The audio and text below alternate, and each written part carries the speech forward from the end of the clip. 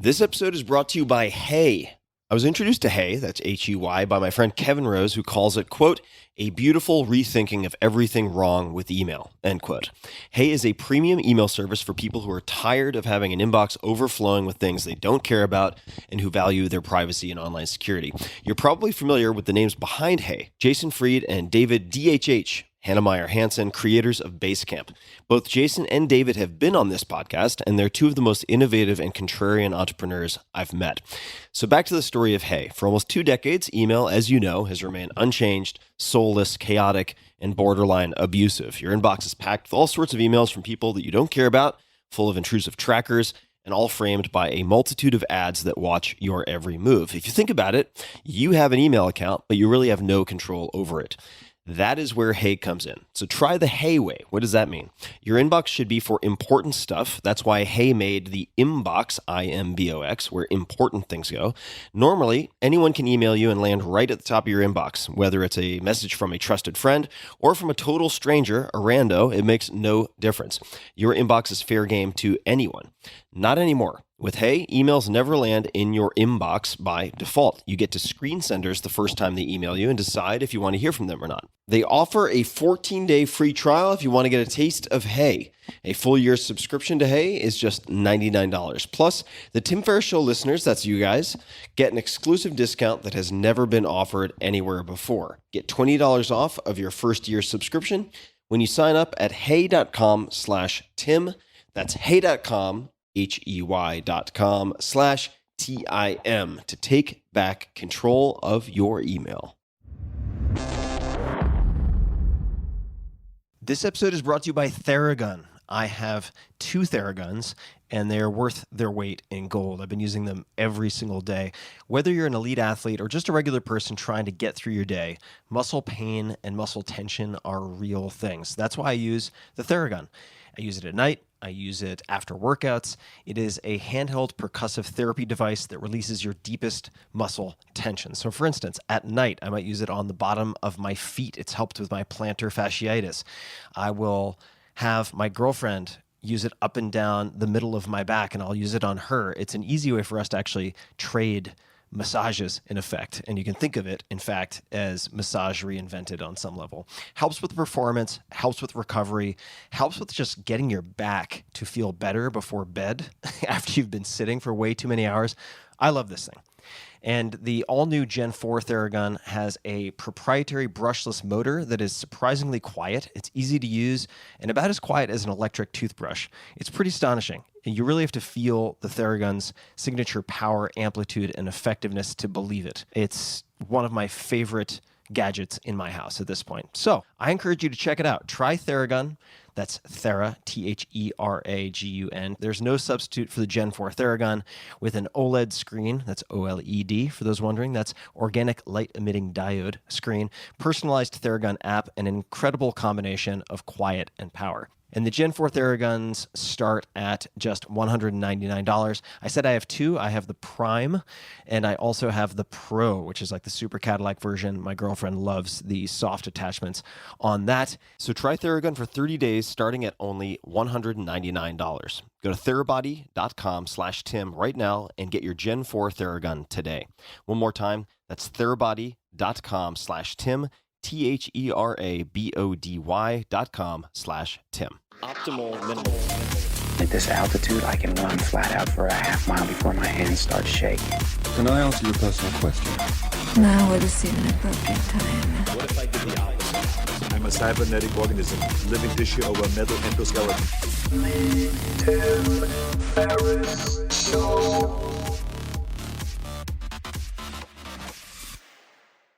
Hello, boys and girls, ladies and germs. This is Tim Ferriss. Welcome to another episode of The Tim Ferriss Show. I'm going to keep my preamble short so we can get to the meat of this conversation with my guest today, Aryeh B. Bourkoff. He is the chairman and CEO of LionTree, an independent investment and merchant bank advising and investing in transformational CEOs and the companies they lead. Aryeh founded LionTree in 2012 during a time of unprecedented disruption, and since then, LionTree has supported an expanding number of industries as they capture opportunity an evolving digital economy. We're going to touch on a lot of those points. Aryeh is also the founder of Kindred Media, a digital media and podcasting company powered by LionTree, and serves on the boards of Yahoo and Carnegie Hall. Before founding LionTree, Aryeh spent 13 years at UBS, closing his tenure as vice chairman and head of America's investment banking. Before UBS, Aryeh was a high-yield research analyst and ranked as the #1 cable and satellite analyst by Institutional Investor for 7 consecutive years. Aryeh is a graduate of the University of California at San Diego and resides in New York City with his family. You can find LionTree at liontree.com. And on Instagram, you can find a number of accounts at Aryeh Bourkoff, that's spelled ARYEH BOURKOFF, at LionTree_LLC, and at Kindred Podcast. Aryeh, welcome to the show. Nice to see you. Thanks, Tim. Great to see you. Thanks for having me. Of course. I've been looking forward to this. And I wanted to start with actually a mention in your bio. So ranked as the #1 cable and satellite analyst by Institutional Investor for 7 consecutive years. What makes a good analyst, or what made you a good analyst, and what are common mistakes that analysts make? Well, it takes me back. A career has different chapters to it, right? Mhm. I actually think those chapters should be related to one another and foundational in nature, but I don't like to hover in one place for too often. And I also don't like to think about the zero-sum game. So things I'm doing today have no relationship to things I did before. But I'm glad you brought up this analyst job, because I think a lot of people forget about that part of my life, but it was so core in training and also in the relationships and the understanding of how to be not only a good purveyor of companies, but also of my own emotional stability, I would say. And so the way I would say that is, analyst is often thrown around, but it could be like a therapist, an analyst. But in this case, a research analyst, which I was, as someone that really looked at securities or stocks or bonds in a particular industry. So for me, the industries were always media, cable, telecoms, technology, consumer-driven companies. And at first, I looked at those companies from a bond perspective, junk bonds, high-yield bonds, and then equities, stocks. And covering those stocks in those same industries allowed me to ultimately get to a goal of helping investors make money with those recommendations. Now, how you do that is understanding the company, its fundamental picture, and ultimately where it's going in the future. Because everything today should be understood, and everything tomorrow should have a lot of uncertainty around it. So pattern recognition, how to predict the future, is the first thing that you really are supposed to be learning as an analyst in order to help inform the masses of which investments to make. But then the emotional stability part of it comes into play when you get out in front of everybody and say, with some boldness and some prose and some analysis, here's my view. I think I'm right. More often than not, you're wrong. Yeah.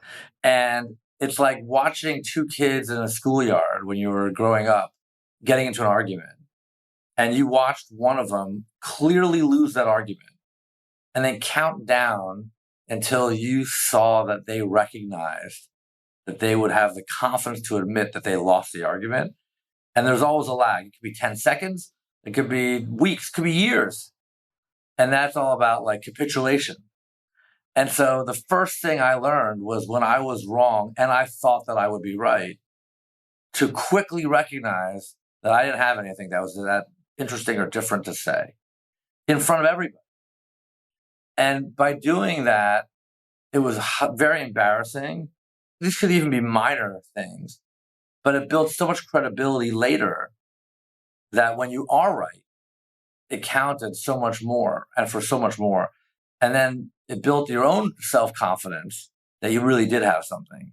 And then if you're really lucky, and that's where the rankings come into play, when you say something that's different than the masses, and you have the confidence to say, going against the grain, to predict the future, then the markets will go with you, the investors will go with you, people will be profitable based on your recommendations, people will make money based on what you say, and you build a reputation.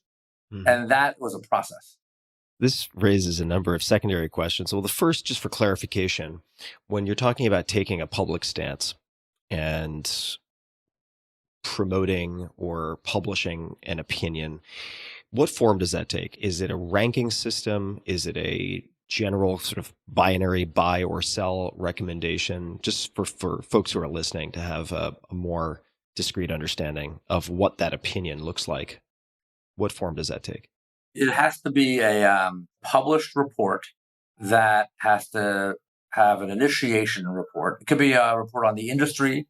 So it has to have some perspective, some thematic, and within it, some specific company recommendations. So let's just say I want to write a report on the movie studios.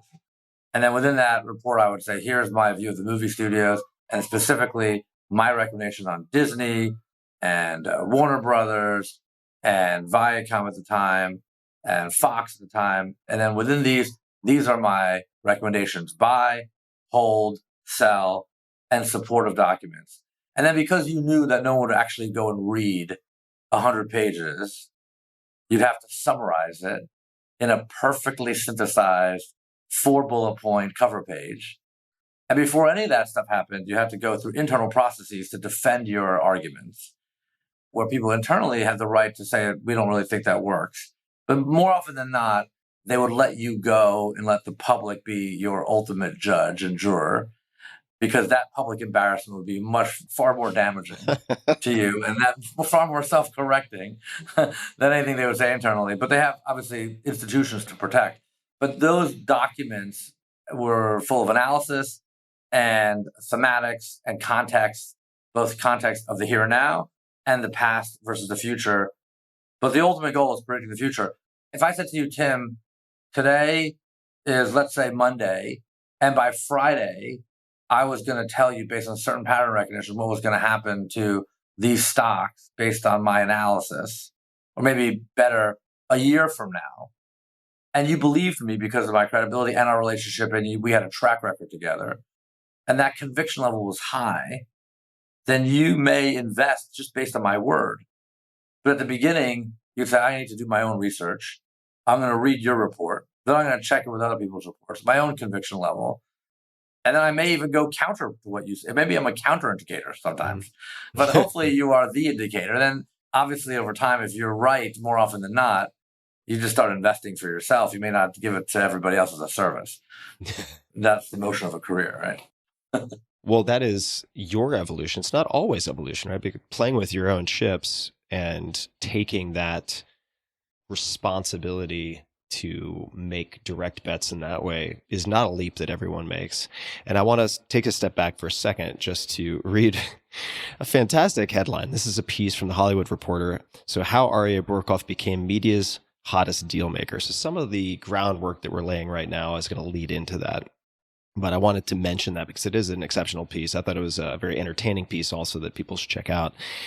Let's rewind to Alan Ginsberg, not the poet, different Alan Ginsberg, but who is Alan Ginsberg and what are some of the lessons that you learned from him?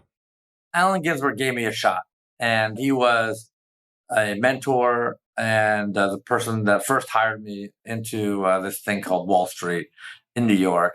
And remember, I came from California, had no reason to be anywhere near this industry or Wall Street, didn't know anything really of substance coming out of university except what everyone else knows, which is like how to communicate, look for a job, maybe how to write a little bit. Other people maybe have much more vocational expertise in engineering and medicine than I did, but I was a generalist coming out. So coming to New York, didn't know a soul, and basically put resumes under windshield wipers, said like, here's my flyer.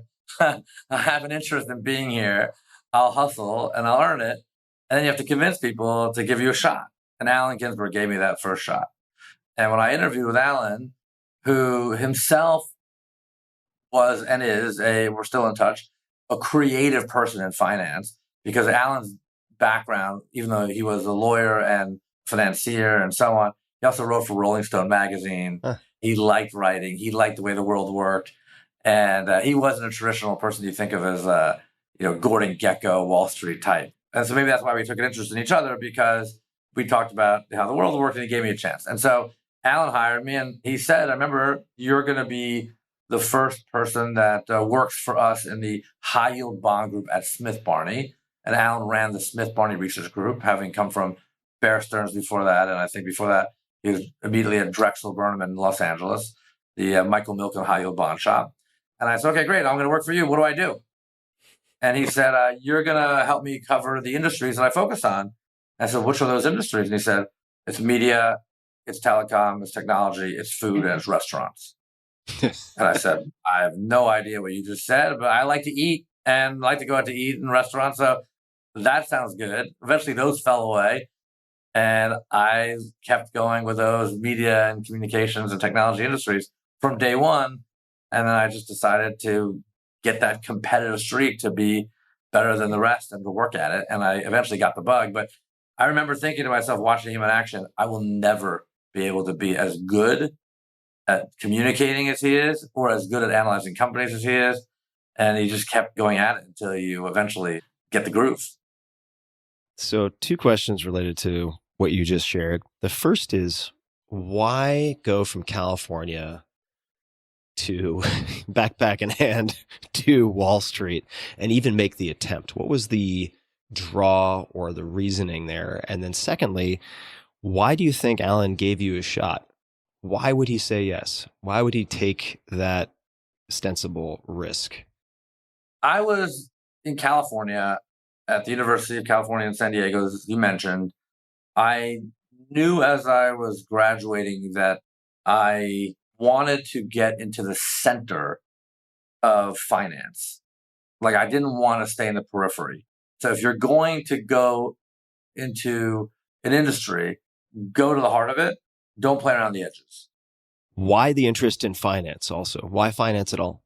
This is the way I described it to my parents, who are academics and looked at finance, I could tell, in a disdainful way. Like, that's not a way to live your life. Maybe a lot of your listeners think the same way.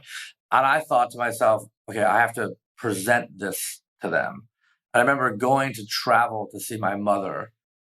And I said, I'm going to go into finance. This is the way that I think it's a worthwhile way to live your life. And because they were like academics and professors and so on. And I said, entrepreneurs, people have hopes and dreams that sometimes take the shape and form of businesses. And those businesses need money, capital to see the light of day, to realize the dreams. And that's finance. And if I could play a role in helping those individuals get capital and have their dreams realized, that is a worthwhile life to live. Sounds like a good pitch, right? It sounds like a good pitch. Yeah. Good pitch, right? I mean, that landed well. I got the blessing. Plus, I was rehearsing, probably practicing my interviews. And but that's really what I believed and believe to this day. And that's kind of what makes it interesting. You see the energy in someone else that you're able to recast a problem as a solution that is based on someone's real idea. And it's not just about moving pieces around. It's about creating something new. And I think that wasn't enough. That was enough for my parents, but it wasn't enough in New York, because a lot of people have that pitch. I think, I remember like when I was in college, I went to some of these parties and you would walk in with your friends and like the vibe would happen. And I remember walking with one of my college friends and he couldn't get any women to pay attention to him. And I remember he said to me one day, he goes, I don't know, my mother always says I'm attractive. I remember thinking to myself, I passed a test with my mother about my pitch, but when I got to New York, it didn't really land as well. It may have landed, but it was in competition with a lot of other people. And so it took me about 4 months in New York to get to Alan, because the day I moved to New York was because of a job interview. And I thought I hit the jackpot like one of one. The day I graduated was a Sunday. And I think Monday or Tuesday, I had an interview set up with a guy named Paul Ting. I don't mind saying it now. He's probably out there somewhere, at Oppenheimer. And he covered the oil and gas industry. I told myself I wasn't going to choose the industry. Whoever hired me first, I would just be loyal to that industry for the rest of my life. And I could build a specialty. And so I went and I got this interview, and I had a meeting like this, day 2 in New York, downtown, the big city. It was 1995. And I thought the interview was great. And I was going to be a research analyst working for Paul Ting, oil and gas, Oppenheimer.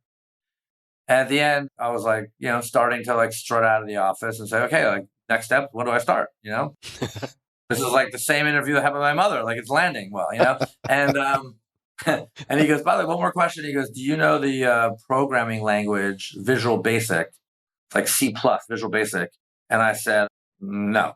And he said, well, I kind of need you to know that if you're going to be on the team. These days, they call it a doorknob negotiation. On the way out, as you're holding the doorknob, you turn back and say, by the way, one more thing. That's the whole negotiation. That's the doorknob negotiation. So he said, by the way, one more thing. Do you know the Visual Basic? I said, no. And he said, well, you're going to need to know that for me to hire you. I said, well, what if I learn it and master it? Well, then you hire me? He goes, yeah, then we're good. That's New York City. I was like, great. I left, bought like Visual Basic for Dummies, bought a laptop, drained my account, and got sublet an apartment, started learning this thing. 2 weeks later, felt comfortable. This is the world as it should be, called them. And I never got a return phone call. And and I was like, well, what do I do now? Like, what do I do now? By the way, while I was at UBS in a senior position in research, I did see across the tape, probably, 15 years later, that we hired a guy named Paul Ting at Oppenheimer to do oil and gas for UBS when I was there doing media. And I waited till he started, and I went down the hallway. I knocked on the door. I said, by the way, Paul, you may or may not remember me. I want to welcome you to UBS. At this point, I was an established senior person doing media stocks, really well established at UBS. And I said, I just want to welcome you. And I want to tell you that I mastered that fucking Visual Basic programming language. And I wish you luck here, buddy. And then you put on the side one of your philosophies of life, like the toe you step on today could be connected to the ass you're going to kiss tomorrow. By the way, yeah, you still know. Good mantra. So Alan, 4 months later, left in New York.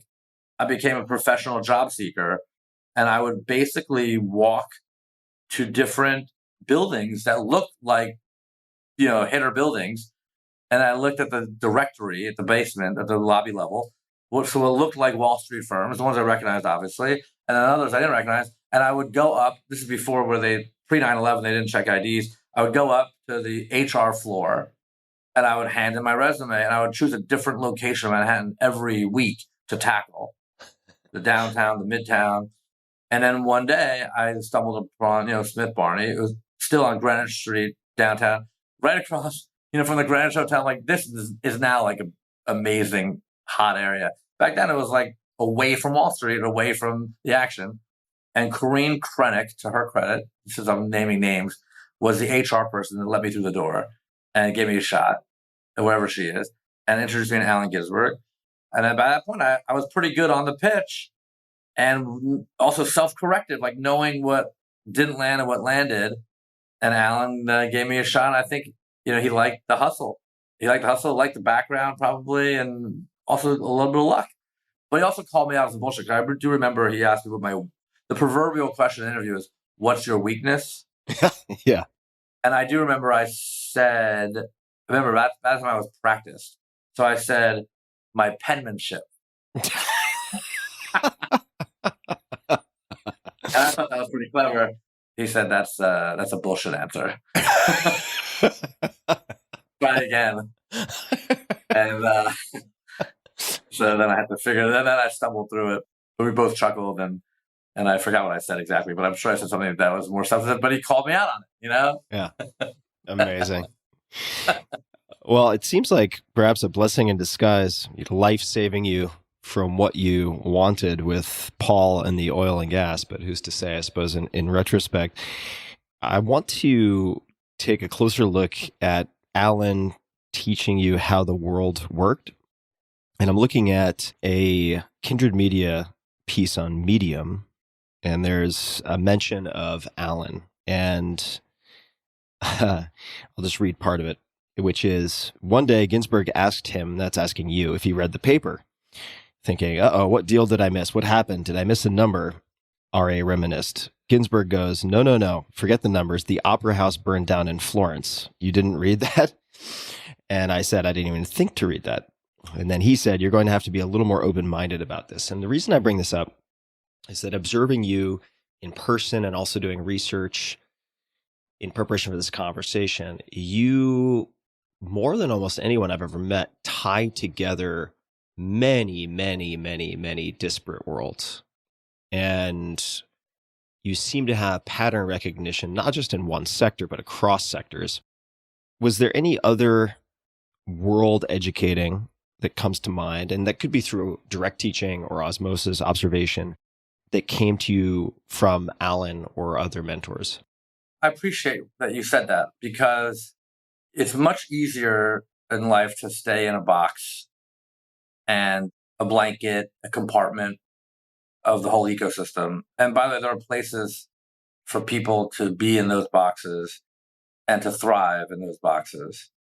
When you start to move outside of that box, or in the corners of that box, or the edge of that box, or outside that box, or draw outside the line, so to speak, it is a beautiful place to live, and it is also a dangerous place to live, because it's full of unknowns and uncomfortable, maybe groundbreaking things. It reminds me of another philosophical line of, conventional thinking is typically right, but seldom profitable. That's great. It feels good to think like everybody else and to be moving with the herd, but you're not going to make a difference. You could be wrong, but you may never really be right in an outsized way if you don't really stretch into the unknown.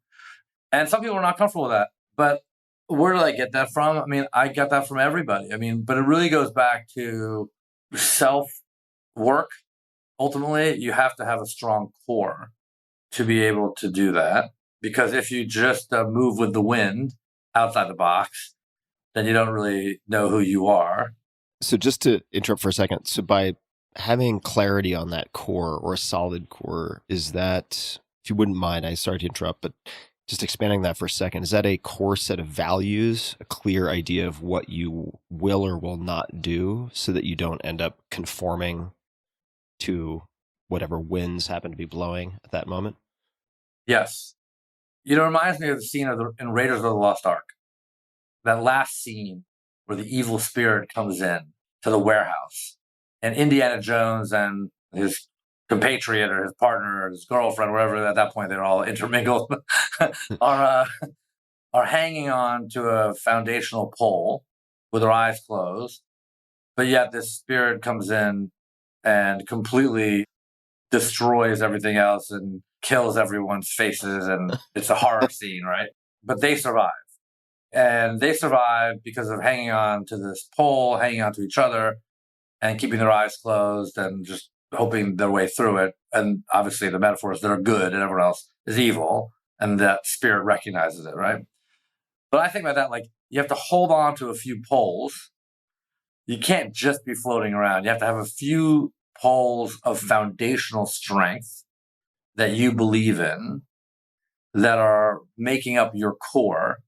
And those are tried and true.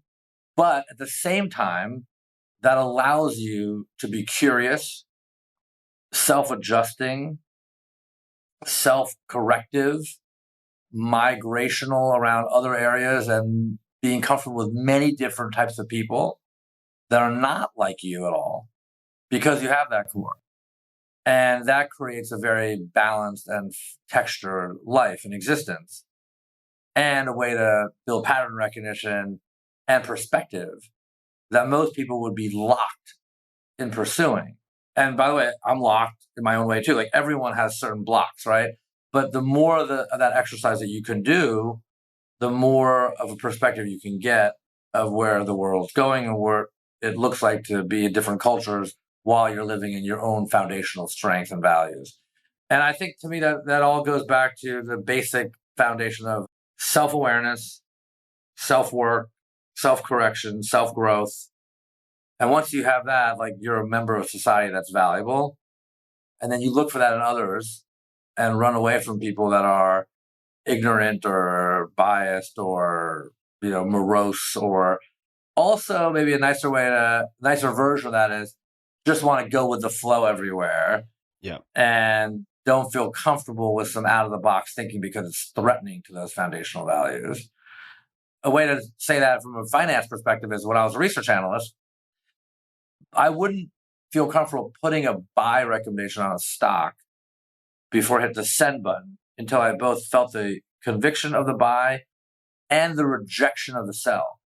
So I had to live with the sell recommendation inside of me first for a while, see if it felt comfortable or uncomfortable, and let it in, let like the poison inside for a while.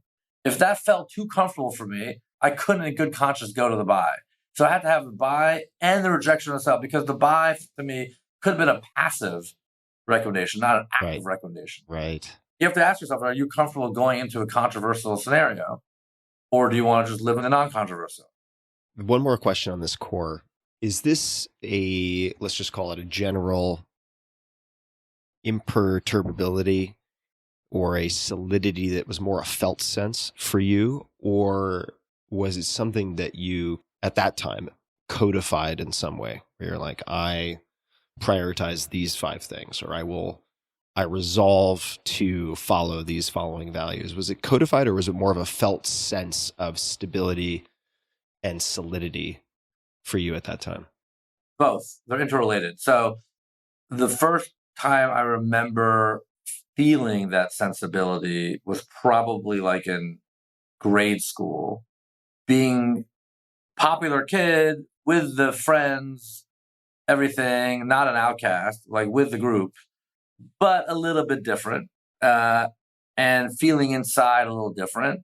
And then the question is, like, do you feel bad about being different, or does it start to empower you, or both? And I kind of felt like, let's test it out. And I remember thinking, I am very happily situated where I was in 8th grade, but let me leave that to go to a new 9th grade school that was an unknown, away from all my friends. And let's see if friends were the thing that made me feel great, or the inside was the thing that I could apply to new friends and keep that train going. I chose to apply it to the unknown and chose a brand new place and left behind what I had before.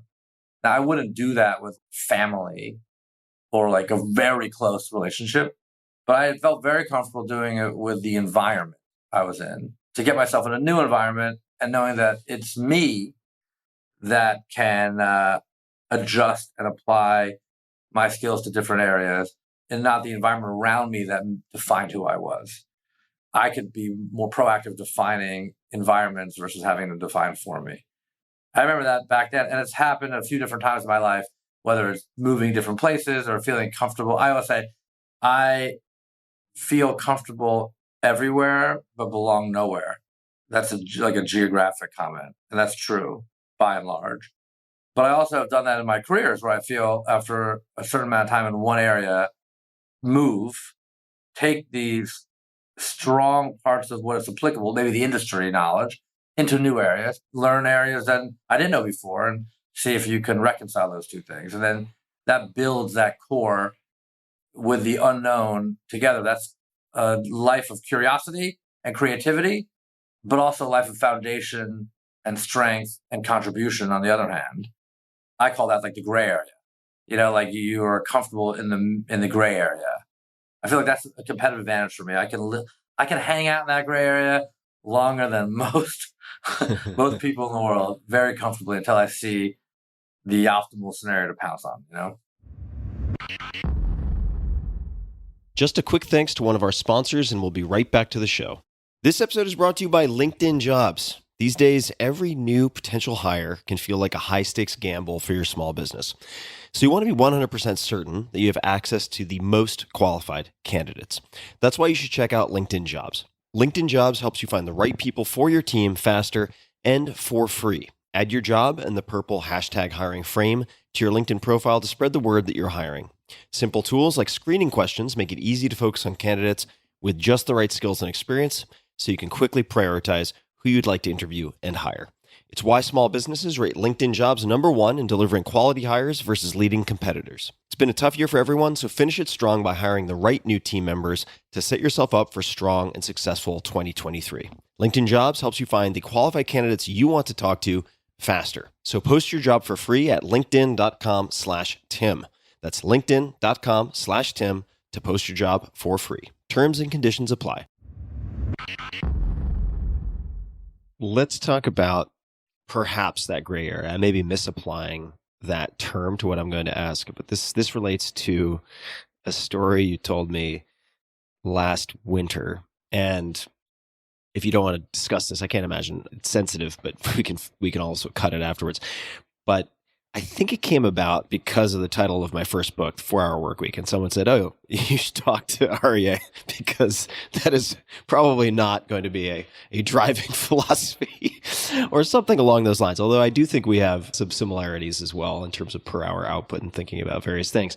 And you told me a story. I'm going to get some of the details wrong, so I'd like you to correct it. But about at one point realizing that many meetings were being declined because your calendar was full, and then deciding to take an entire year to block out every Wednesday, I can't remember, from like 6 to 10 p.m. or something, to take all of those overflow meetings that were being canceled.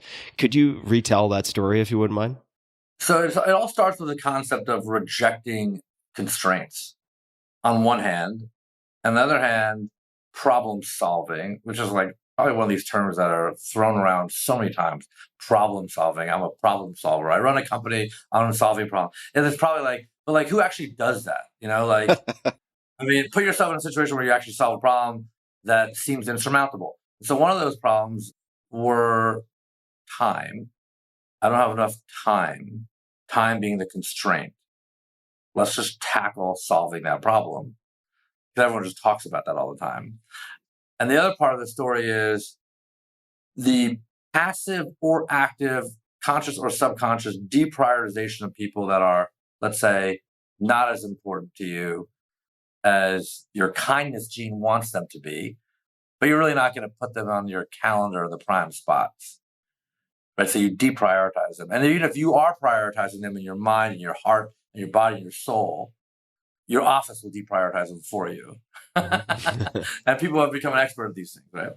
Now, over time, you build a luxury in life of being able to do that and be more selective, because as you mature, you want to spend time with only things that are essential, maybe you're running out of time.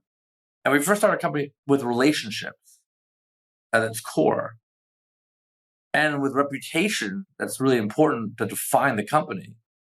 The concept of rejecting people or those relationships in any form is out of the question. So what would happen at the beginning of the firm some 10 years ago was I recognized that I was a funnel. People would want to figure out what's going on at one point in time. There are very few things in your life that light up all your contacts at one time.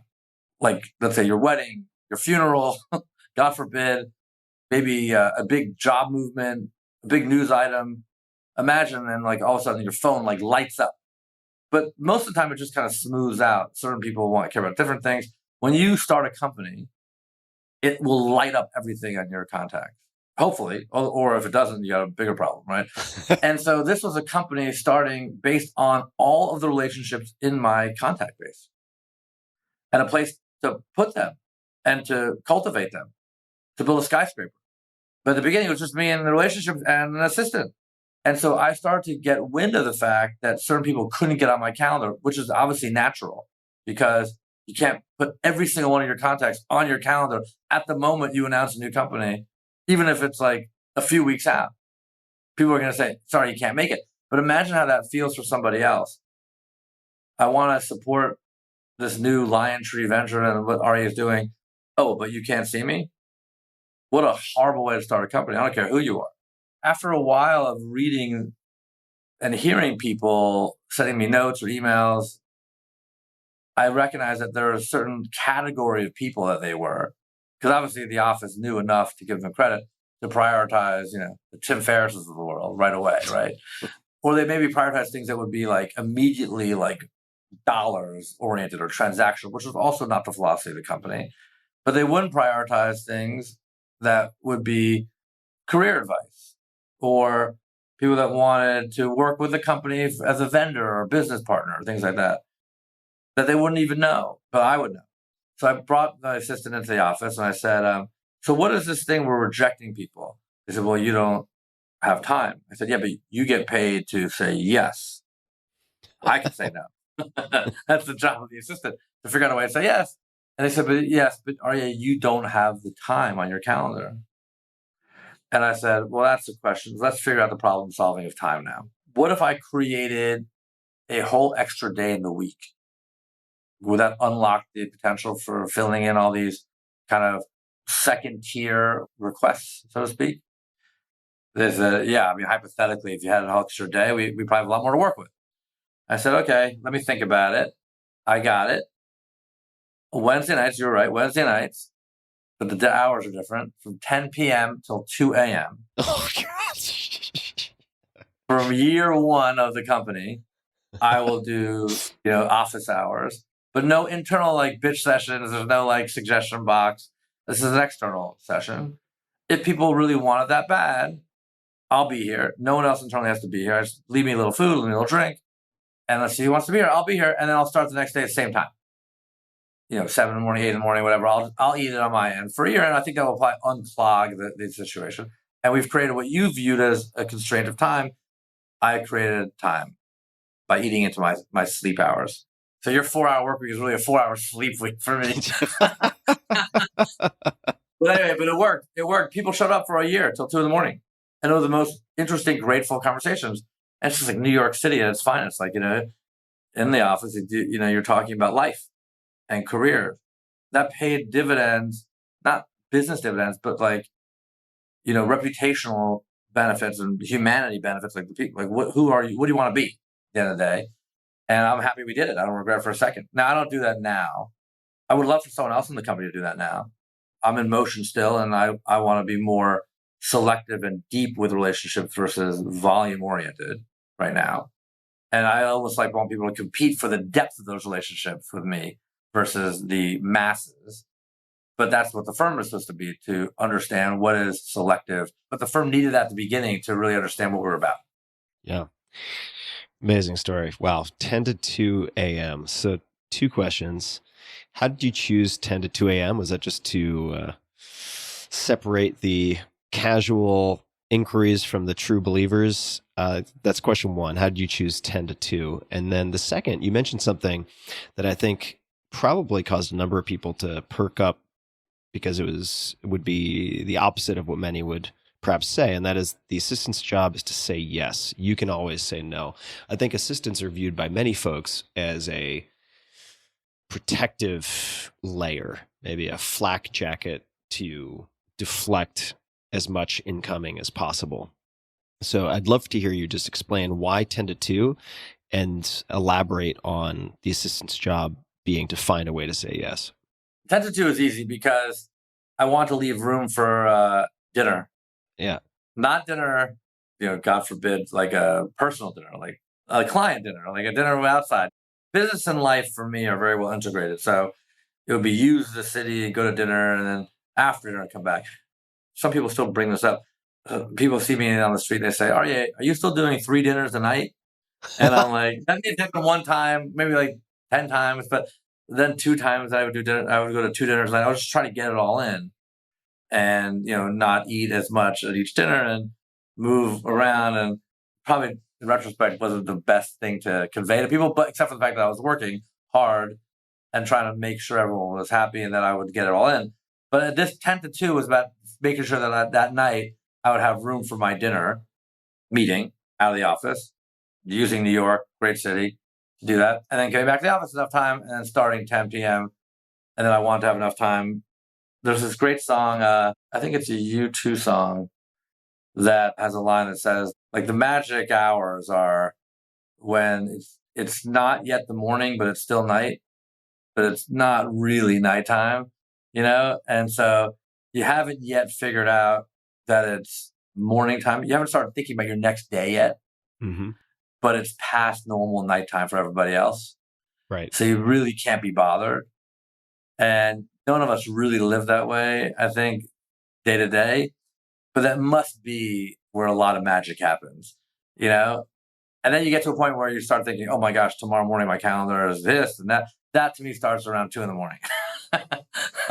And so if I went past 2, I'd start eating into like what I have to start doing the next day.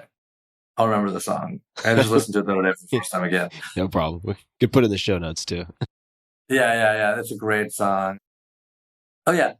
When the night has no end and the day yet to begin, when the moon still's around, I need your love. It's Hawk Moon Rising. On Rattle and Hum, U2. On the Rattle and Hum album. It's the only place you could find it, I think. Rattle and Hum, U2. Hawk Moon. Good memory. There you go. And the assistant.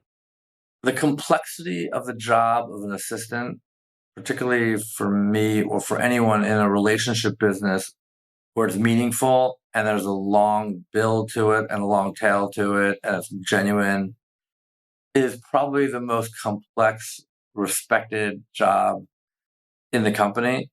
It is a puzzle piece that is, I always think of it as like those images of broadcast television when you're like, okay, I have Thursday night, must-see TV, and what's going to be the 6 o'clock hour, what's going to be the 7 o'clock hour, what's going to be the 8 o'clock hour, and how's one going to lead into the other, and how's it going to fit, and are people going to be still watch at 10 o'clock when it's over, and what's going to be the show after the Super Bowl that you promote, how the calendar flows and behaves is like a living, breathing animal with a soul and a brain and everything else. And the people that have to construct that every single day, today and into the future, the assistant, I respect that brain power and that knowledge more than anything, in some cases, including my role. So if you start with no instead of yes, you've kind of stopped playing the puzzle. You've said, I can't fit the puzzle piece, so it's not going to fit somewhere. But if you say yes, then the puzzle keeps expanding. And the calendar has to mimic the strategy of the firm, where I want it to be going, the changes in the development of the firm, the changes in the people I want to play with, work with, experience life with. And the understanding of that has to mimic one another. And so it's not they say yes, I say no. It's much more of like, we understand where we're going and it has to reflect the vision of what's going on in my head. And therefore it has to be communicated that way. And it has to have a yes around it somewhere. I dig it. Yeah, thematically makes sense. I want to hop to UBS here. I'll tell you one more thing about the calendar, by the way, because I talk about this a lot. Like, if you boil it down, internal meetings, everyone has a ratio. So like, if you did nothing because of your reputation, your brand, and your substance, your calendar is going to be full. People are going to want to get on your calendar all the time without you even choosing who you want to see. That's, I call like defense. And if, put that aside for a second, and then you had a blank sheet of paper and said, forget that calendar. I, Tim, want to choose exactly who I want to see. And that may not fill the whole calendar every single day, but it'll be proactive. It'll be offense. So one's defense, one's offense. Everyone has to create a balance of those two things in their calendar. Who wants to see them, and who do you want to see? And that mix. And then there's the internal versus the external. And there's no way around the fact that internal meetings are cost or investment. It doesn't have to be negative. It could be, but they're necessary investments in the company or cost. And external meetings should be revenue or potentially for your future revenue. So one's revenue, one's cost. If your calendar is 50-50, offense, defense, or external, internal, or revenue cost, you haven't done anything. Yeah. Again, you're running in place. And so I'm very cognizant of the fact of what's the ratio? What's the ratio? And so I figured out a long time ago, I really would love the ratio to be like 70-30, external versus internal, or maybe 80-20. And then you can start thinking to yourself, okay, well, that builds a good margin. And then different times of the year have different moments. Obviously, if you're paying bonuses, you're doing reviews, maybe there's a little more internal. But by and large, the internal should be more predictable if you're managing a good organization. You could probably put the internal on your calendar for the entire year. Otherwise, there's surprises going on. And if there's more surprises going on, the less well-managed the company is. So you should be able to pretty much put the internal on your calendar right now for the whole year. And then the external, you'd be surprised at how much external you can put in your calendar in advance also. I'll meet you at Formula One in Austin, Tim. Do you want to go again this year? Like, this is a date. Or this conference, or this event, or this holiday. And you could probably put the tent poles of your external on the calendar. You'd be surprised how little room that leaves for the spontaneity and the serendipity of life, which it must. So something has to then give, absent sleeping hours, right? And so, like, that's kind of what you're playing with. You're playing with these, like, marginal slivers of space that is growth, that is a choice, that is what's different today versus last year. And that will represent who you are today versus last year and what you want to be in the future. And whether the best companies in the world are just going to stay exactly where they were or evolve. There's no accident. And most companies don't evolve. You really have to work at it. It's a constant build.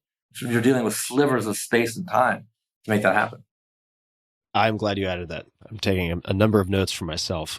So that's why I'm scribbling furiously over here. I would cancel all internal meetings for you, by the way. To see you, I would take my internal meetings off. I would just, on a moment's notice, I would go fly and see you. That would be that's a sign of true respect. Oh, well, thank you for saying that. And I look forward to the next time we're able to spend some time in person. And I'm very much enjoying this entire conversation. I've been looking forward to this. And bonuses. You mentioned bonuses. And I think this will tie a number of threads together, some of which are yet to come. We're skipping ahead a bit, but you ran investment banking in the Americas for UBS and had something like 1,500 people reporting to you. When people came to you, or bankers came to you to talk to you about annual bonuses, as I understand it from the Hollywood Reporter piece, you would ask, what is your edge? And I would love to hear you just elaborate on the function of that question and what you mean by that.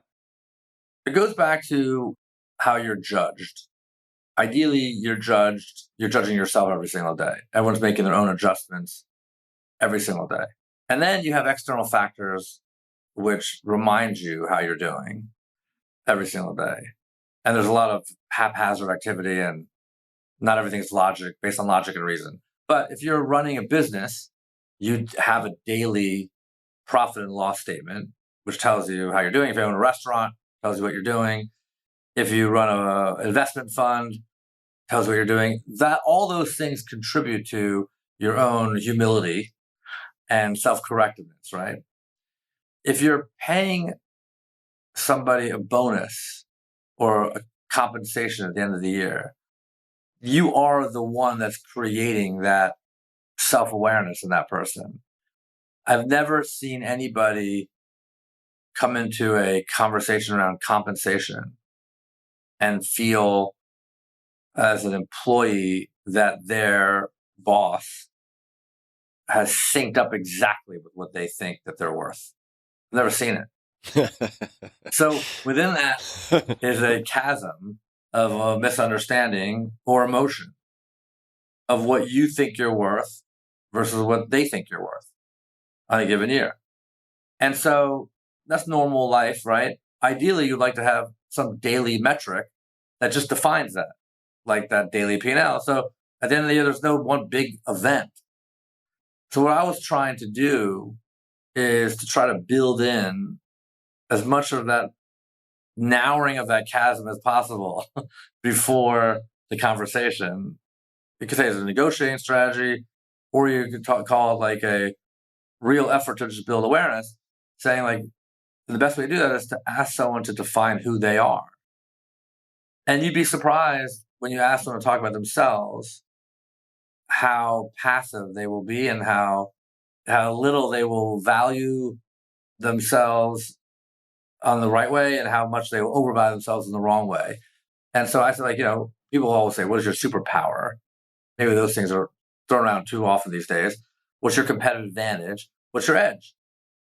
And in a certain defined role, like the role of finance or the role of banking, I said the edge really comes into play of, do you have a unique idea? Do you bring unique capital? Or do you have a unique relationship? But I wouldn't give them the answer. I was trying to figure out if they could get to it. If someone says, I work harder than everybody else, I mean, okay. Imagine telling like an NFL player or an NBA player, I work harder. Is that really an edge these days? I mean, one of these things you hear, like, I'm doing the best I can. I'm like, okay, well, then you get out of bed. And then what happens? Like, I'm assuming everyone's doing the best they can. Or everyone like says, like, life is too short. I'm like, well, life is the longest thing you know. You don't know anything longer than life, So like, let's just live it to the fullest as much as you can, Yeah. But then do better than that. And when you ask someone to define their edge or their advantage, you'll learn a lot about themselves. So was this conversation then? It was preceding the official performance review / decision on the bonus. This would be a precursor, sort of setting the table, months or weeks or whatever time frame prior to the actual conversation. Yes, and I would rarely even initiate it. You would see people. By the way, I had one this morning. People want to get a sense of where they stand, or how they're valued, or what their opportunity is in the future. All those are code words for how am I going to get paid. It's fine. It is what it is. Again, it'd be better for those things to happen on a day-to-day basis that define that, instead of, why am I telling you how you're going to get paid? You tell me how you're going to get paid based on what your edge is, what your opportunity is. And my job is to provide the platform for you to optimize that better than anywhere else. And your job is to optimize it here and have the free market to choose somewhere else. If you can't do that, or I can't do that, and embedded within all those solutions or scenarios is maybe some biases or some lack of self-awareness, or my mistakes in not building the right platform or not managing correctly, right? And so maybe as a manager, my job is really to throw the penalty flags around versus manage and tell you exactly what you're worth before I have to. One's entrepreneurial and one's needing to be secure. Where does that security come from? Self inside or outside? Like when you're a parent to a child, you have to provide that security, but at some point they have to then get unlocked. So I just think it's about, not everyone has to be entrepreneurial all the way, but there are certain responsibilities that I have to build a business for people to thrive and make sure it's that kind of environment, mission driven and opportunistic, and a meritocracy around that. And certain responsibilities that people have within it to then take it competitively better than the best they can. And the risk I take is that they could do it somewhere else better than here. But I own that risk every single day. What risk do they own? Yeah. Well said. So for people listening, I want to add a bit of color and then ask about a specific instance. So you have been part of and a driving force behind some of the largest deals, the world has ever seen, certainly in media. And people might be listening and thinking, my God, this guy doesn't sleep. He has endless energy. It's just a home run every time he steps up to the plate, which may in part be true. But could you please, and I'm going to get the name wrong, I don't know how to pronounce this properly, but could you please tell the deck of cards story with Joe Ianniello? Is that how you say that name correctly? Ianniello. I knew I wasn't going to get that right. All right. The fact that you got my name right and not Joe's is a real sign of growth in the industry. I appreciate it. Obviously, what appears to be a home run every time is not. Every day is full of happiness and successes and frustrations and consternations. And irritations about what we could be doing better, what I could be doing better, frankly, all the time. And I do try to, I'm as much an introvert as I am an extrovert, by the way. I think the biggest misnomer is like, I'm always out and about. And I get a lot of energy from being out and about, partially because of other people's energy, not just my own. But I also really enjoy some thinking time with music and some reading time and kind of a chance to re-energize and go deeper than just bouncing around. You just don't Instagram out the periods where you're sitting alone. Yeah. So people only see the things that you're like where you're bouncing around. They don't see the moments where you're just happily sitting alone, reading a book or listening, unless you're really not focusing on it. The appearances are a bit misleading, but it's the texture of all of the above. And some of that thoughtfulness is where you really come into strategizing around what the future could be for you, for your loved ones, and also for the deal making in the future. But in that particular story, it all goes back to this element of what you know, what you don't know. We were doing a deal, I think in 2007, for a company called the Sundance Channel, and which was owned by NBC, CBS, and Robert Redford. We were selling the company on behalf of the owners. I was at UBS. We really did a good job, I have to say. Like, we did a good job selling the company. It was not an easy sale. Eventually, the Dolans bought it, actually. The company that owned IFC, Cablevision, the Knicks, bought the Sundance Channel for $500 million. And I thought we did a good job. And I remember in those days, and in some cases also today, when the job is done, then you start to think about, well, how much am I going to get paid for the services? Not sometimes you get that figured out at the beginning. In this case, figured out at the end. We were thinking that would work to our benefit because it was such a home run deal. And I thought we did such a good job that they would want to pay us more. Whereas if we agreed at the beginning, we probably would have undersold ourselves. And Robert Redford did really well in that deal. I remember. I think probably made more money in that deal than all of his acting years combined. But it was a pleasure to work with. But CBS's CFO, or even I think it was the treasurer at the time, was Joe Ianniello. He rose to the ranks of even being the CEO for a while after that. And Joe was a tough negotiator. But we were on the same side of the table. So afterwards, I was told by my bosses at UBS, like, okay, Aryeh, like, great job on the deal. Now go get us a good fee.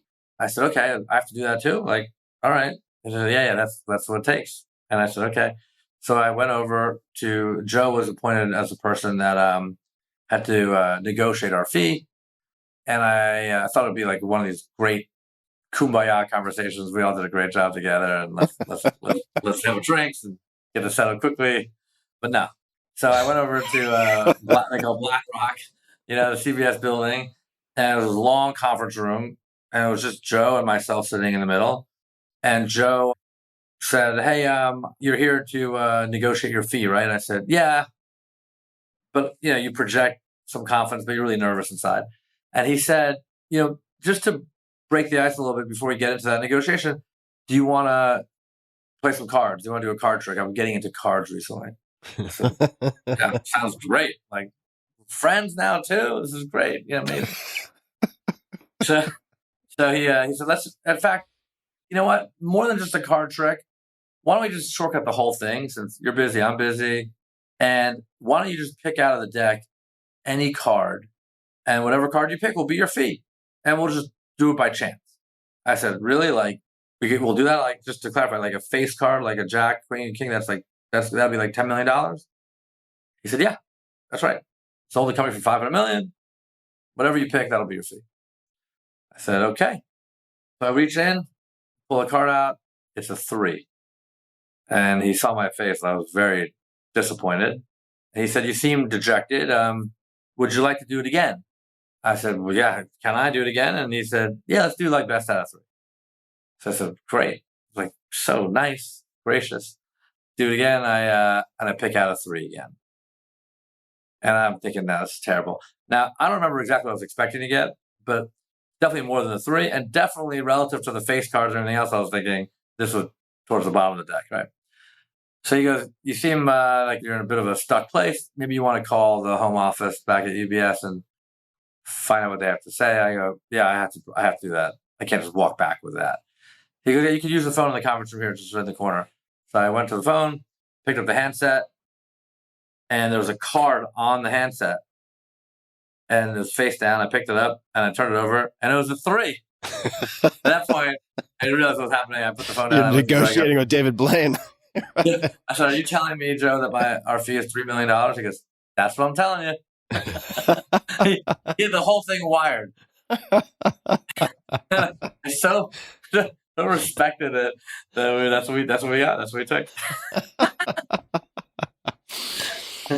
So negotiating is one of your sports in the sort of decathlon of deal making. That is the craft, one of the crafts you've mastered. This is going to seem like a lazy question, but I'm going to ask because it'll be on the mind of a lot of people listening. For someone who wanted to become a skilled negotiator, would you have any recommendations in terms of resources, approaches, common beliefs that are actually very unhelpful, anything at all for somebody who wants to develop their ability to negotiate well? Yeah. And it's probably the opposite of what people believe or instinctively would do, which is usually the answer, by the way. So I would say like 90% of the time, everyone focuses on what is important to them and what we or what you say. It's irrelevant. All that matters is how it lands to the other person. It's in life. In order to understand how something will land to the other person, you have to meet them where they are. You have to put yourself in their shoes. Once you put yourself in someone else's shoes, then you don't have to do what they say in a negotiation, but you have to at least start with that understanding and then go back to what's most important to you from there. And then you have a fair understanding of what that negotiation is going to look like. But if you just start like throwing your words against the wall, it's never going to end well. And you're going to be very frustrated, and there'll be temper tantrums and so on. I kind of make it, the best analogy I can think of is when you're in a huddle about to throw a pass in a football game, and you have figured out you're going to throw a post pattern in the huddle, and you've thought about it in that huddle. If you say how play goes, and you throw the post pattern play, but you haven't looked at actually what happened in the field, and the receiver had to go in a different direction. You need to meet that receiver where they are. Your post pattern play is irrelevant. It's only relevant to your formation at the beginning, but it's not relevant to actually where the ball is going to go in the end. Because what happened on the field is much more important. You have to do the preparation work and have to have a sense of what you think is proper and right from your perspective, but you also have to understand what will be the scenarios that will be important to them. And then the middle ground approach is too often used. It's not that. It's just starting from understanding both vantage points. It's the same kind of skill set as saying, before I put a buy on something, I have to also reject the sell. You have to be comfortable in an unknown position before you can adequately argue for what's important to you. And then in a trusted relationship, which is the only way to negotiate, with a trusted relationship, you're going to get down to things that are really important and things that are not really that important. And to be able to be comfortable saying that, like, okay, if I listed these 3 things, please rank in order for me what's most important to you and what you really don't need. That would give me a little bit more room to come back to something that I think we could work with. That shows that you're being willing to give up something to get something, which is obviously a hallmark to any transaction. Now, that's a good negotiation. There are tactics above that. So sometimes in order to get to somewhere that you need, you may ask for things that you don't really want just to settle back in to something that is a discount to that. That you only would do that if you feel like the other person is doing the same thing. So it all goes back to trust. And that trust is not about one person trusting another. It's at different phases of the negotiation that trust picks up. So at the beginning of a negotiation, it may be less trustworthy than at the end when things are really coming to the finish line, when you can see the light of day, that things start to pick up towards the trust. So you have to see kind of when you can play those different tactics. But at the end of the day, it's kind of seeing people where they are, I think is really, really important without giving up what you really need. Let's explore that a bit. So seeing people where they are, you gave the football metaphor, could you describe an actual deal situation or process? It could be real, it could be anonymized, it could be hypothetical, but just to walk us through a concrete case study of what that looks like, knowing the other side, since you led with that in your answer. Could you perhaps just walk us through an example? Yeah, I will actually. I think all the deals that we work on that are public, company deals, end up being filed publicly with the play-by-play of the deal. No one likes to read legal documents, but the fun part of the legal document is the play-by-play of the deal if people are interested in the step-by-step of how a deal works. Because while we're doing the deal, we're very aware of the fact that it will be filed publicly. So it's not like you're pulling fast ones, because it's going to be disclosed how you're doing what you're doing. So you have to be truthful. There's no concept of like lying in a deal, because it will all be uncovered later if you want to be in the business the next day. So that's called a proxy statement. And that one section is written up by lawyers that actually recount the deal. Did not know that. Yeah. So what I'm going to say is public information. When we did the transaction of selling MGM Studios to Amazon, which is the only example of a content company being sold to a technology company to date, there was an impasse between the buyer and the seller that went on for a while. The deal ended up being worth around $8.5 billion. But for months, Amazon would not go above $8 billion. And MGM and the owners of MGM said we were not selling below $9 billion, hell or high water. And so we were at an $8 to $9 billion bid ask for months, to the point where the deal could have gone away. On one hand, you're close. On the other hand, nothing's happening. So finally, the chairman of MGM, who was a really dear friend, calls me and says, like, I'm ready to, what do you think? I'm ready to unlock this gap. And I knew Amazon very well enough to know that they were thinking, because this gap was going on for so long, that the owner of MGM and the chairman, in their mind, they were thinking, didn't really want to sell. So they were thinking that $9 billion was just basically saying, I don't really want to sell, which I knew that was not to be the case. So the owner and chairman of MGM said to me, I give you my proxy to go in there and break the logjam. And so I did. And when I went to call the Amazon executives, I said, okay, we're ready to negotiate now. They said, well, there's nothing to negotiate. They're at $9 billion and, we're at $8 billion and we're not moving. I said, okay. They said, well, and they're not even really selling the company. I said, well, what if I told you that they were selling the company? He said, well, how would I know? I said, well, I'll, in good faith, speak on behalf of the chairman and give you a new offer that will yield a bit, under the condition that you get back to me with a counteroffer, like right away, within 24 or 48 hours. So I get also the feedback back to the chairman that you're serious about dealing, meaning that if I can speak for a principal, you have to speak also that you want to get something done, but I'm not going to move unless you're going to move. And I need to know that you're going to move. And that was trust, because they took a risk that I was telling them that I could represent the owners of MGM. They said, okay, what do you got? I said, I think we should split the difference and go right to it, but it has to go fast and you have to get back to me right away. And they did. And if they didn't, and in those 48 hours, there was a lot of emotion, but they did get back and it moved very, very fast from there. That's exactly what we're talking about, right? Yeah. Well, someday I look forward to reading your compendium of deal stories. I would be the first in line to buy a copy of that. But before we get to the compendium of deal stories, probably a better title to be had.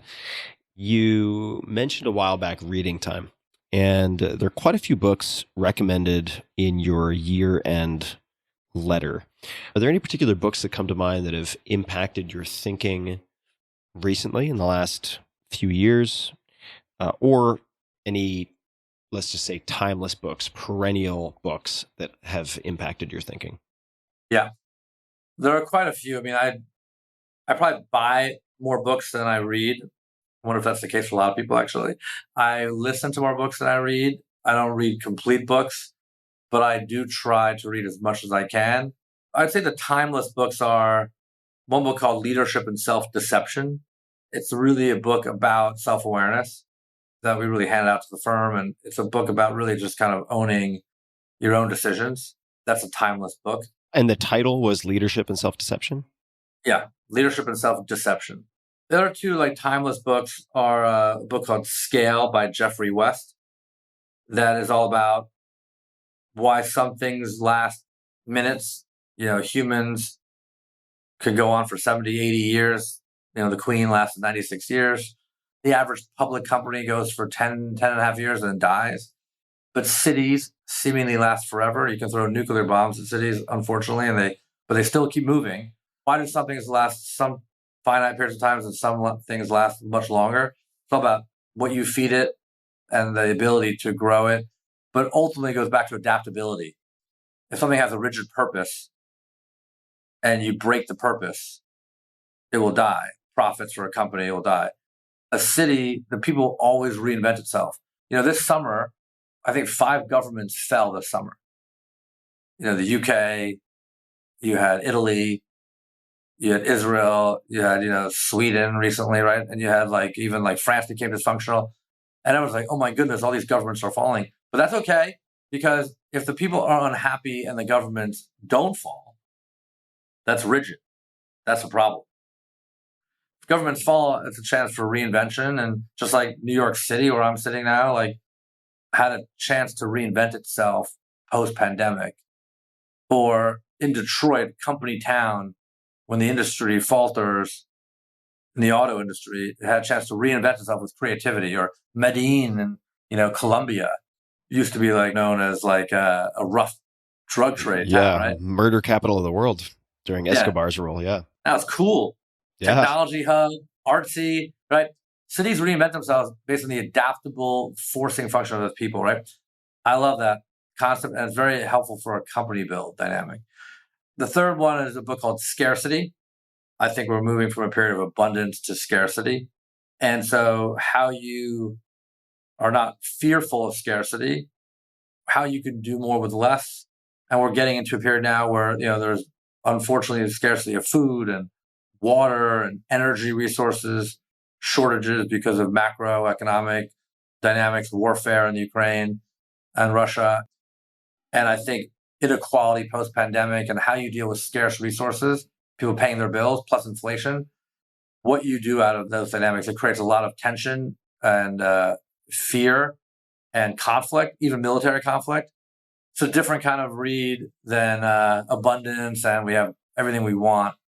But then the books I read now more recently are about people. I'm reading a book now called The Banker's Journey, about Edmund Safra's journey, a banker from Brazil. Just came out. I'm reading a book by Chris Blackwell about the music industry and his forming in the music industry and founding Bob Marley and U2 and his journey. Things that are interesting personal stories. I read books all the time. Jan Wenner just came out with a book today I'm looking forward to buying. The Rolling Stone editor and founder. He and his son Gus are friends. So his son more than Jan, but interesting life and stories, texture to read. So I like to read a lot. I probably read more than I consume other forms of media. So related to the books, any biographies that really stick out for you? And then second, if you read any fiction, which is not a judgment question, but if you read any fiction, if there are any fiction books that have had a outsized impact on you in any way? Biographies, I like all the Neil Ferguson books. I read The House of Rothschild, J.P. Morgan books. I actually read Bill Cohen's book on the Lazard, the Last Tycoons. Really good book. Not only because of being in this business, but you do want to go back to the underpinnings of what is relationship banking. I really think that's a really interesting profession beyond just finance. It's how to build with people over a long period of time with outsized impact. I think that's really, really interesting to me. And I hope other people in the firm and even your listenership. In fiction, I mean, like, I've always loved some of the mystery novels, the legal thrillers. I've always liked the John Grisham books. I would say, meaningful to me, like Ayn Rand. Obviously, it's not, fiction per se. John Steinbeck, The Pearl, at a recommendation of a friend of mine who's in the business. I reread the other day. Great book. And I love The Sun Also Rises, Hemingway. There's a particular line in there that I love that he's like, talking about bankruptcy, saying that it happens gradually and then suddenly. So like, it's like sometimes things on the way up happen very slow and methodical, but on the way down, things happen gradually and then suddenly. Like there's not a symmetric relationship between things that happen on the way up and things that happen on the way down. And then another book I would say is David Brooks' The Second Mountain. It's a really interesting book. It is a book about, I view it as a book about personal development, careers, people in our age of life. You kind of start your career coming out of school and thinking about what you want to do one step in front of the other. And then you get to a certain point, like at our stage of life, and then you think, well, that's where I started from to where I am. Has nothing really to do with where I want to end up, top of the second mountain. And once you start thinking about that, you end up in the valley of thought until you figure out where that second mountain is. And when you start climbing the second mountain, you don't even have to get to the destination. It's just a joyful climb. And it's a happy climb. You're doing every single thing you want to do with every breath you have. I love that whole concept, finding that second mountain. There's no such thing as a linear move from, the day you come out of school all the way until you die. It's not linear. You're going to hit a chasm, and it's cool until you find that second mountain to climb. Personally, professionally, etc. It's all good. I'm going to buy that today. I also love John Steinbeck, and I've read pitifully little of his work, but Travels with Charlie, if anyone has not read that nonfiction account of him traveling across the United States with his dog, is absolutely laugh out loud hilarious, and also very profound in its hilarious observations. But David Brooks, I'm going to get that book today. So thank you for the recommendation. I must ask a question to scratch my own itch in terms of curiosity. And this is related to one of your more recent investments. You've invested in Malcolm Gladwell's audio production company, Pushkin Industries, per your 2021 year-end letter. And I'm a huge fan of Malcolm. He's been on the podcast. Huge fan of Michael Lewis also, who's been involved with Pushkin and who's also been on the podcast. And the caliber and quality of what they produce is I think, absolutely astonishing. What do you think is next for the podcast market? Or what would you, if you have any thoughts on where you think things are going, what trends are emerging or converging, what do you see coming over the next handful of years for the podcast market or industry? The audio market and the podcast market is strong and growing. Clearly, like everything in content, the quality has to rise to the top because a lot of people have jumped into it, and has to also get curated in terms of guides. Remember at the beginning of YouTube, you were in the jungle. You had no idea how to navigate YouTube. Now, finally, you can, if you want to go to sports, you know where to go. And if you want to go to history, if you want to go to brands, commerce, you kind of know where to go. So I think there needs to be more curation around audio and podcasting in general, where you find different content and when, and how you digest highlights and versus, the whole episodes, etc. But it is going to be more branded and more curated, I think, from here. And heavily monetized, but hopefully not over monetized in ways that are uncomfortable. Like I'm not anticipating things that are full advertisements, but sponsorship is going to be more interesting. Platforms that will really get behind it are like, obviously iHeart, Spotify, Amazon, but every platform that reaches a global audience needs differentiated content today. And video content alone has kind of hit diminishing returns. Audio content and podcasting content, I think that's really well branded and curated and quality like this one, I think the best is yet to come still. And it hasn't even scratched the surface globally. And so I think those are going to be really interesting, but I think more curated, more guides, more branded content and monetize in different ways, I think will be pretty important. And then there's social features as well, like some more interactivity of being able to do events and tours, going around to talk to your audiences, and having more of an interaction between the fans and the creators, I think is a big white space. And do you have any thoughts on how the market will move or consolidate? Because I've watched all of this with great interest, of course, and I've looked at certain transactions, say, relatively speaking, heavy spending. And I will just underscore something you said, which is I think it's still very early. If you look at the terrestrial radio total ad dollars compared to what has currently migrated to, say, podcasts, it is still just the tip of the iceberg. And even when I launched this podcast in, I can't even recall when it was, 2014, 2016, I was told by folks, the ship has sailed. It's too late. There are too many podcasts. I just don't think that's the case at all. I was told the same thing when we launched the bank in 2012, that it was too late to start a new independent bank. The ship has sailed. And I was like, well, maybe the door will shut behind us. Leave the last one. seems to be working out in both cases. And if I pick one player, for instance, let's just say Spotify, spending very heavily with respect to just their, say, market cap and moving into podcasts, the Joe Rogan deal valued at least 100 million, probably quite a bit more with earnouts and everything else.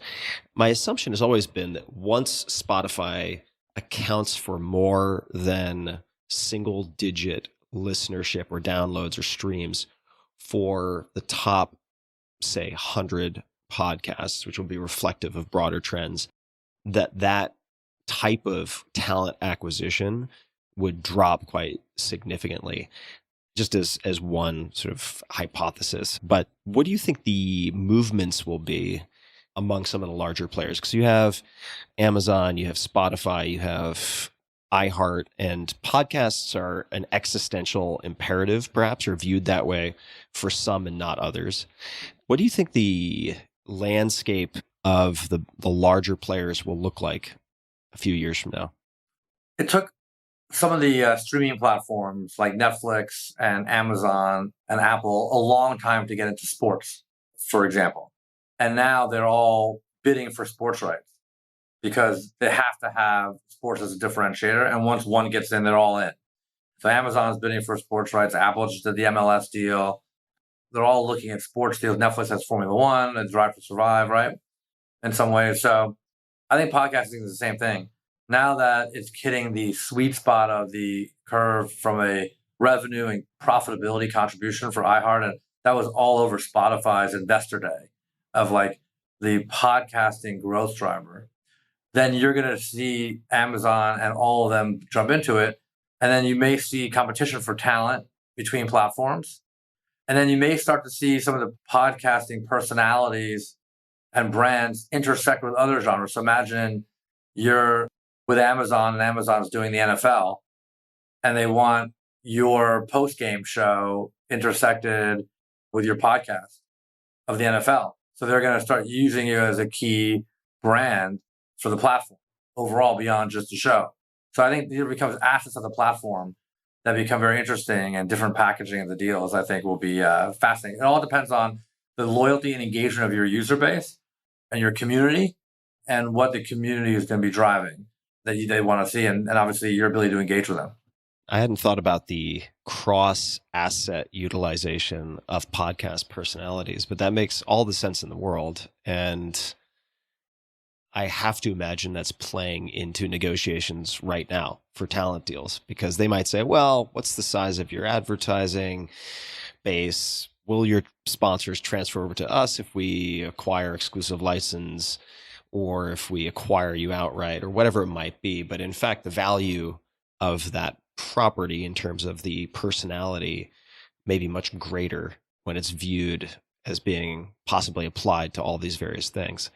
I think this is pure speculation, not investment advice, obviously, but I think Twitch is going to prove to be increasingly valuable to Amazon. And I recall when the pandemic hit, I had an ongoing bet of sorts with a friend of mine that we would see some type of platform utilization for streaming sports if sports could not be attended in person. And I just think these off-label uses of these technology platforms and cross-asset utilization of personalities, I hadn't thought about that. Makes a whole lot of sense. Yeah. Well, I mean, you and I met at Formula One, so imagine maybe that's in your future where you're doing taking on a British accent, doing the Formula One race car. And I know you're friends with Lewis, and I think that there could be that in your future. But what do you want if you were going to migrate and take and evolve your audience into a different genre with you? What do you think that they would be into? That's a great question. I think I haven't really thought of it in this way. I would imagine, and this will seem very simplistic, but whatever I am interested in, I think my audience will trust me to take a very close look at, or a meaningful percentage of my audience will trust me to look at, which is by design largely. I mean, that's why I did a book on physical and sports performance after the 4-hour work week rather than doing the 3-hour work week, is I wanted to see early on, since I had this open option to always extend the business book side of things, if my audience, much like, say, with a Michael Lewis, even though he's a far superior writer, or John McPhee or Malcolm Gladwell, would they follow me because of my approach and thinking, not because of the subject matter? And I think by and large that has held since then. So it would be a matter of me determining what I am legitimately interested in, because without that legitimate interest, I won't have the endurance. I won't have the necessary emotional investment and endurance to make it count in any meaningful way, if that makes sense. Yeah. Well, yeah, I mean, I think that your whole community is built on trust. Yeah. And you also have a curiosity to you as well, but based on certain foundations that people sort of view you as dependable, right? They don't think you're going to veer them off to an extreme position. Yeah. But you're inquisitive about where the world's going. And my view is that you're ultimately interested in impact around that. Yeah, I am. But not in an establishment sort of way. There's a sort of insurgency around it, right? Yeah. I think we're very similar. Yeah, I do too. So I was just thinking about this trust and how it's the asymmetrical rise, decline, the precipitous drop, how it takes 20 years to build a reputation and 20 minutes to destroy it if you make the wrong choices. And so I say no.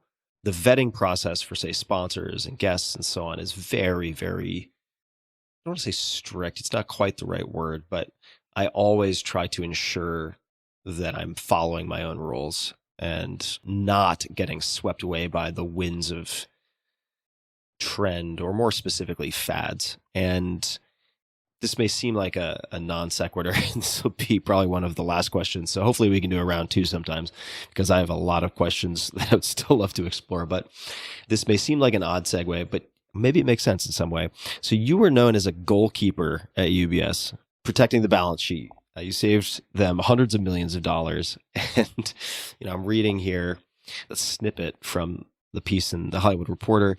So your job was to analyze potential deals and advise the bankers on whether they made sense. In that role, he rejected 40 out of 45 potential deals, which, this is my words now, didn't make everybody super thrilled. However, when all 40 companies later went bankrupt, they realized that the higher-ups, that you'd saved hundreds of millions of dollars. What were you doing there? You seem to have a certain, I don't want to say prescience, but an ability to see where the puck was going with respect to the 40 that were rejected.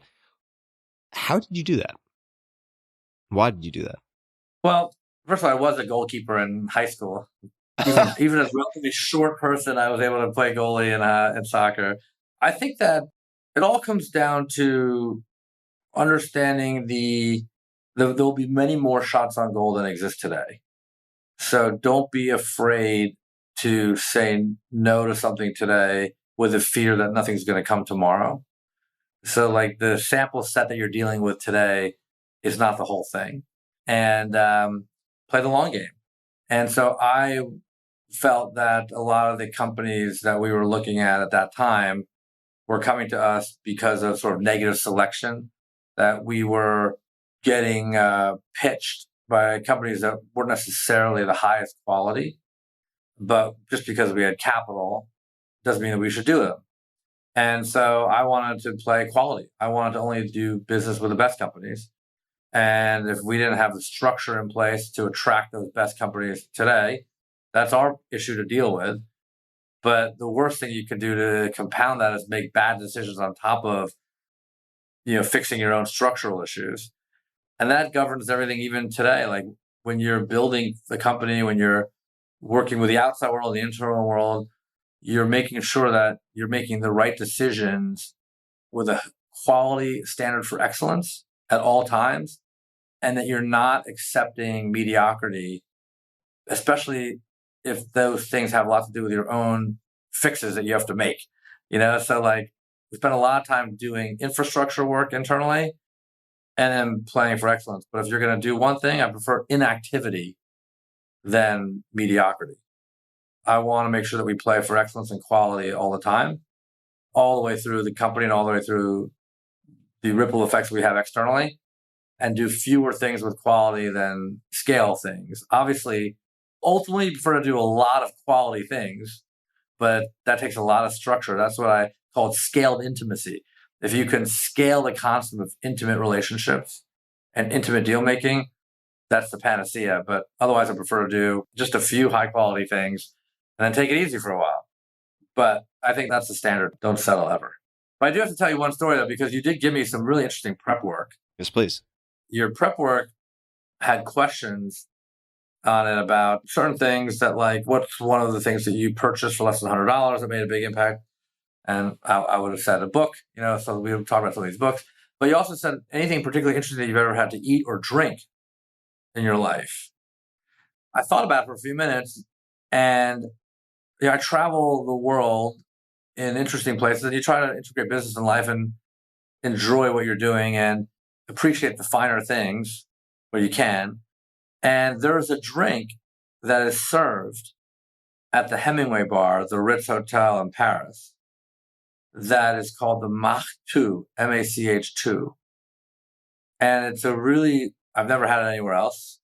It's a whiskey-based drink with chartreuse and the essence of ginger and some ice. It's really, really good. But the funny thing about it is, as I was thinking about it yesterday and thinking I was going to be talking to you on the podcast, I last night went to an event in New York for the Ritz in Paris and Frame, as part of the Fashion Week I was invited to because some friends were putting it on. And unexpectedly, that bartender from the Hemingway bar in Paris at the Ritz was at the event. Huh. And I said, it's unbelievable. I'm going on the Tim Ferriss podcast. And he's going to ask me about a drink. And only you serve this drink in the whole world. And here you are in New York, leaving your perch at the Hemingway bar. Could you indulge me with this Mach 2 drink? And he did yesterday. And so That's I was wild. like, it all came together. This is how, like, there's certain karma to my calendar and this podcast and everything else. So, and your questions. I wanted to make sure that we talked about it. Wow, that is incredible. What synchronicity. And now I have to try that. Now I have to try the Mach 2. I look forward to that. I've only been to Paris once, really, in any meaningful way. So I need to get back. Side note, that because this took place in Paris for me, I did a lot of writing. I've done almost all of my writing for my first 3 books during those witching hours. So the before the morning and after the usual night, almost all of my writing was done in that, I would say, 10 p.m. to 3 a.m. period. Almost all of my writing in those So why witching is that? hours. Is that because is that when there are fewer distractions or you're clear-headed? Yeah, no distractions. No distractions, more energy. I tend to be like a hamster. I just have a second wind that for whatever reason for my entire life has started very, very late. And freedom from distractions, silence, less compulsivity to interact or text or check anything because I know the rest of the world is asleep, or I shouldn't say the rest of the world, but the rest of my network is largely asleep. And it's just always been that twilight, that creative twilight through which you can perhaps pull on threads that are normally harder to access. I think for me, that's been my experience. Well, Aryeh, I could keep going for hours. I've got plenty, so maybe another time. But is there anything you would like to add any recommendations or requests of the audience, things you'd like to point their attention to, of course, people can find Liontree at liontree.com. We'll link to all of the Instagram handles and social handles in the show notes, so people will be able to access those. But are there any closing comments or requests you would like to make before we wind to a close? It's been a great pleasure, Tim. I could also talk to you for hours, and I was looking forward to this for a long time. As we go through different periods of time in our lives and the world at large, and we've all been through different unexpected movements and motions and things, and that's one constant. There's going to be more unexpected things to come. It's all about these trusted friends and communities that we can build, which is the distinguishing feature of humans, right? That we can bond together for good things and then tackle the world. And if we eliminate all the extremism, then everyone can redefine their view of what their centers look like. And then that's where the richness lies. And whether you find it in the magic hours and the wee hours of the night or the middle of the day, I think we can form these circles and then really bond together. And I think the best is yet to come. And I really appreciate this relationship and what we can do together. And I really appreciate the attention of all of your audience. And the one thing about media that is defined is it's the distribution of content over a technology. And when you think of it that way, the technology used to be books, newspapers. Now it's podcasting. It can be different things in the future, but the best content distributed is something that applies to everything in life that people consume and digest, whether it's music or words of wisdom or politics. And the responsibility is on all of us to make the best impact out of it all. And I really appreciate what this and media can do for our lives. So best is yet to come. Perfect place to close. So Aryeh, thank you so much for all your time and for your wisdom and for your stories. I have copious notes of my own, so I'll be following up on a lot after this conversation personally, and really love what you're doing. And the more I read and learn of you directly or indirectly, the more questions I have. So I look forward to future conversations. And for everybody listening, we'll have links to all resources, names, books, everything related to Aryeh and Liontree in the show notes as per usual at tim.blog/podcast. And until next time, please be safe, be just a little bit kinder than necessary, and find your center.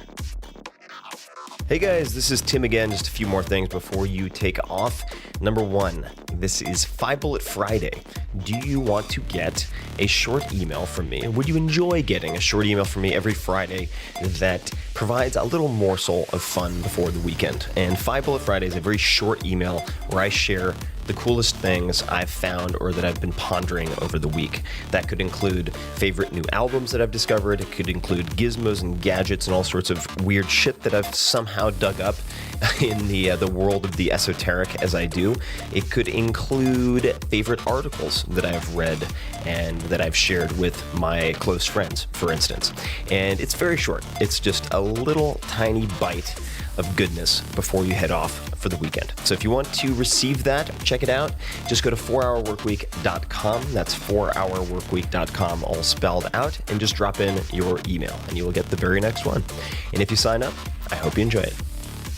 This episode is brought to you by Theragun. I have 2 Theraguns, and they're worth their weight in gold. I've been using them every single day. Whether you're an elite athlete or just a regular person trying to get through your day, muscle pain and muscle tension are real things. That's why I use the Theragun. I use it at night. I use it after workouts. It is a handheld percussive therapy device that releases your deepest muscle tension. So for instance, at night, I might use it on the bottom of my feet. It's helped with my plantar fasciitis. I will have my girlfriend use it up and down the middle of my back, and I'll use it on her. It's an easy way for us to actually trade massages, in effect. And you can think of it, in fact, as massage reinvented on some level. Helps with performance, helps with recovery, helps with just getting your back to feel better before bed after you've been sitting for way too many hours. I love this thing.